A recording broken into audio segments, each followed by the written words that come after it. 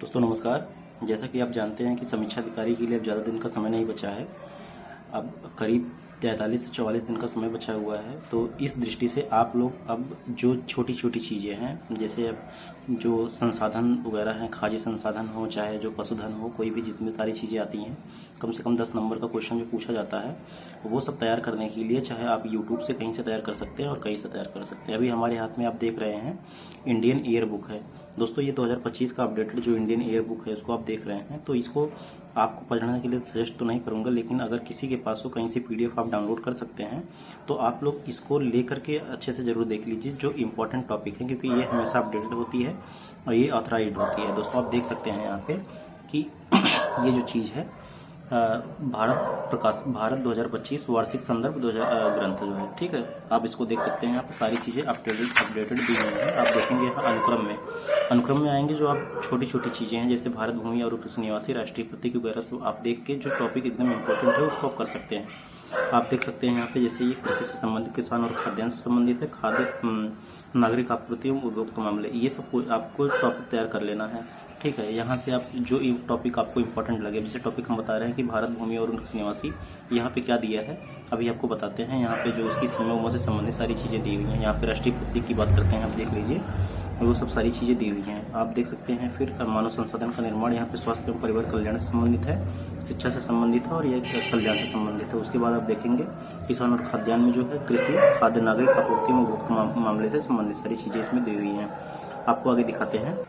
आप देखेंगे यहाँ पे कि जो विकास और संरचना में है, आय योजना चलिए छोड़ दीजिए, उसके बाद ग्रामीण विकास, आवास और शहरी कार्य, परिवहन, ये सब चीज़ें इंपॉर्टेंट है, आपको तैयार ही करना पड़ेगा, क्योंकि आपको एक एक नंबर आपके एग्जाम में इंपॉर्टेंट है। उसके बाद देखिए ऊर्जा और संसाधन हमेशा पूछा जाता है कहीं ना कहीं जो दोस्तों, तो आपको तैयार कर लेना है। ऊर्जा, पर्यावरण, जल संसाधन यहाँ से तैयार हो जाएगा। जितने यहाँ पे आपके अधिनियम होंगे वो सारी चीज़ें दी हुई हैं। उसके बाद आप देखेंगे कौन किस में आगे है, कुछ में पीछे है, ये सारी चीज़ें इसमें दी हुई हैं। उसके बाद चलिए आप संचार और अंचर वस्तु छोड़ सकते हैं। विज्ञान, संस्कृति और खेल, यहाँ से आप संस्कृति और पर्यटन देख सकते हैं। युवा कार्यक्रम और खेल, यहाँ से जो कार्यक्रम हुए हैं वो सारी चीज़ आपको पता चल जाएगी।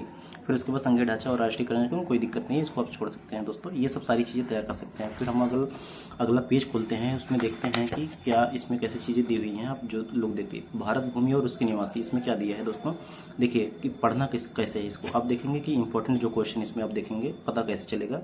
उसके बाद आप देख सकते हैं कि जो इम्पोर्टेंट हम जो बताए कि कैसे पढ़ना है, तो इम्पोर्टेंट चीज़ें आप इसमें देखेंगे कि जो चीज़ें लिखी हुई हैं, जैसे इसमें लिखा है कि भारत का क्षेत्रफल जो है 32,87,263 वर्ग किलोमीटर, ठीक है। ये तो सब सारी चीज़ें नॉर्मली आपको पता ही होंगी। उसके बाद आप देखेंगे कि यहाँ पे कुछ चीज़ें और लिखी हुई हैं। आकार की दृष्टि से भारत विश्व में 7वें और जनसंख्या की दृष्टि से दूसरे स्थान पे है, ठीक है। ये सब सारी चीज़ें आपको अपडेट कहीं कहीं आपको देखेंगे कि अभी पहले स्थान पे दे दी गए हैं, लेकिन ये अभी क्या है कि ये जो है ऑथराइज्ड है। तो आप देखेंगे इसमें आकार की दृष्टि से भारत विश्व में 7वें और जनसंख्या की दृष्टि से दूसरे स्थान पे है। कहीं कहीं आप करंट पढ़े होंगे कि उसमें पहले स्थान पे दे दिया है दोस्तों, लेकिन आप अगर पेपर में आए तो आपको दूसरे ही स्थान पे लगाना है, क्योंकि ये इंडिया जो होता है उसके द्वारा ऑथराइज्ड बुक है, इसलिए आप जो है दूसरे स्थान पे ही लगाइएगा। उसके बाद आप देखेंगे यहाँ पे जो किस गोलार्ध में स्थित है, जैसे उत्तरी गोलार्ध में से, तो उसके बाद इसकी जो है देशांतर और अक्षांश सारी चीजें इसमें दी हुई हैं। उसके बाद आप देखेंगे यहाँ पे लिखा हुआ है कि मुख्य भूमि लक्षद्वीप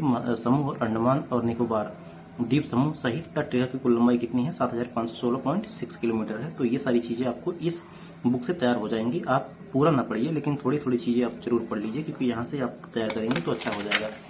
फिर आगे वाली जो पेज पे दिए गए हैं होकर भी संरचना के बारे में दिया गया है। इसके बारे में यहाँ पे आपको देखेंगे कि कौन कौन सी जनजातियां कहाँ पाई जाती हैं, सारी चीजें जो है किस जगह पाई जाती हैं, और ठीक है ये सारी चीजें इसमें दी गई। नदी प्रणालियों के बीच में आप देखेंगे नदी प्रणालियां दी हुई हैं। उसके बाद जो है भारतीय नदी प्रणालियों को 4 समूह में, हिमालयी नदियां, दक्षिणी नदियों और तटवर्ती नदियों और अंतर्देशीय बरसाती नदियों में वर्गीकृत किया जाता है। ये सब सारी चीजें आपको इसमें दी हुई हैं दोस्तों। आप देखेंगे इसमें कौन सी धारा कैसी, भारत में ब्रह्मपुत्र की प्रमुख सहायक नदियों में सुबनसिरी, जिया, भरेली, धनसिरी, पुथीमारी, पगडलिया और मानस शामिल है। ये सारी चीजें इसमें क्या है, इंक्लूडेड है। आप देखेंगे तो ये सब सारी चीजें मिल जाएंगी, आप पेपर में अच्छे से कर सकते हैं। मेघना कब कहा जाता है, जब गंगा नदी और ब्रह्मपुत्र मिलती है, जो संयुक्त धारा होती है उसको क्या कहते हैं, मेघना नदी कहते हैं। अब देखिए मेघना नदी के बारे में क्या लिखा है। मेघना की मुख्य धारा के रूप में बराक नदी मणिपुर में पर्वतीय क्षेत्र से शुरू होती है। उसके बाद लांकजिनी, मधुआ और जतिंगा इसमें शामिल है। इसकी प्रमुख नदियों में, ठीक है, इसकी प्रमुख नदियों पे दिए मक्कू, तरांग, तुवई, जीरी, सोनाई, ये सब सारी चीजें इसमें इंक्लूड है दोस्तों, आप देख सकते हैं, ठीक है। आगे चलते हैं, हम देखते हैं कि अगले पेज में क्या है। ये सारी चीज़ें आपको देखिए। उसके बाद देखेंगे आप क्या इसमें लिखा है कि जलवायु रीति में दिया है, फिर उसके बाद सर्दी दिया है, फिर मानसून या गर्मी दिया है, ठीक है, मानसून के बारे में सारी चीज़ें दी गई हैं। और उसके बाद चक्रवातों की प्रबलता दी है, वनस्पतियाँ दी हैं, ठीक है, वनस्पतियाँ कितनी पाई जाती हैं, कैसे पाई जाती हैं, सब ये सारी चीज़ें जो है इसमें दी हुई हैं, ठीक है। ये सारी चीज़ें पढ़ के आप जो है 2-4 घंटे में आप इसको जो है यहाँ से मेन चीज़ें जो टॉपिक हैं इसको जो है आप छांट करके अपनी बुक्स नोट्स बना सकते हैं। उसके बाद आप पेपर में अच्छा कर सकते हैं। सारी चीज़ें इसमें दी हुई हैं। उसमें देखेंगे अगला टॉपिक जो दिया गया है राष्ट्रीय ध्वज के बारे में दिया है। राष्ट्रीय ध्वज के बारे में क्या दिया है इसको देख लेते हैं थोड़ा सा, आप लोग को जिससे पता चल जाए, जिसके पास बुक नहीं है, कितना इंपॉर्टेंट है दोस्तों। ये देखिए उसका नैतिक मानचित्र दिया है, उसके बाद देखिए राष्ट्रगान दिया है, ठीक है। ये कब कैसे हुआ था, अपनाया गया था, ये सारी चीज़ें इसमें देखिए। 24 जनवरी 1950 को अपनाया गया था, ठीक है। और ये कहाँ से लिया गया है, प्रथम पद राष्ट्रगान का पूरा पाठ है जो इस प्रकार है, ठीक है। ये राष्ट्रगान दिया है। उसके बाद देखेंगे राष्ट्रगान के गायन की अवधि लगभग 52 सेकंड है। ये सब सारी चीज़ें आई हैं। और उसके बाद आप देखेंगे जिसकी प्रथम और अंतिम पंक्ति गाने का समय लगभग 20 सेकंड होता है, जो इसमें पूरे इंक्लूडेड है। उसमें बीच में जो प्रथम और अंतिम पंक्ति होते हैं केवल उसके गाने का जो है 20 सेकंड होता है। टैगोर द्वारा रचित राष्ट्रगान का अंग्रेजी अनुवाद इस प्रकार है, देखिए, ठीक है। आप इसको देख सकते हैं। उसके बाद आगे देखेंगे नागरिकता के बारे में दिया है, फिर नागरिकता संशोधन विधेयक के बारे में दिया है, फिर मौलिक अधिकार, ये सब सारी चीजें, मौलिक कर्तव्य के बारे में दिया है, राजकीय नीति निर्देशक सिद्धांत, ये सारी चीजें इसमें इंक्लूड है। मेंस के लिए वैसे इंपॉर्टेंट तो होता ही है, लेकिन प्री के लिए भी ये इंपॉर्टेंट है, ठीक है। उसके बाद आप देखेंगे मंत्रिपरिषद, उपराष्ट्रपति, राष्ट्रपति, ये सब सारी चीजें इसमें दी हुई है, ठीक है। और दोस्तों इसको आप अगर आपके पास नहीं है तो पीडीएफ कहीं से डाउनलोड करके आप देख सकते हैं। और देखने के बाद जो इसमें सारी चीजें हैं इंक्लूड, जो आपके विषय सब्जेक्ट के लिए, जो आपके पेपर के लिए इंपॉर्टेंट है, उसको आप अपने नोट्स में इंक्लूड कर सकते हैं। उसके बाद आप पेपर में अच्छा कर पाएंगे दोस्तों। चलिए ठीक है दोस्तों, आज की वीडियो यहीं पे खत्म करते हैं। उसके बाद फिर आपको जो चीज़ें फिर हमें लगेगा उचित है वो वीडियो के माध्यम से आपको फिर से बता दिया जाएगा दोस्तों। चलिए, नमस्कार दोस्तों।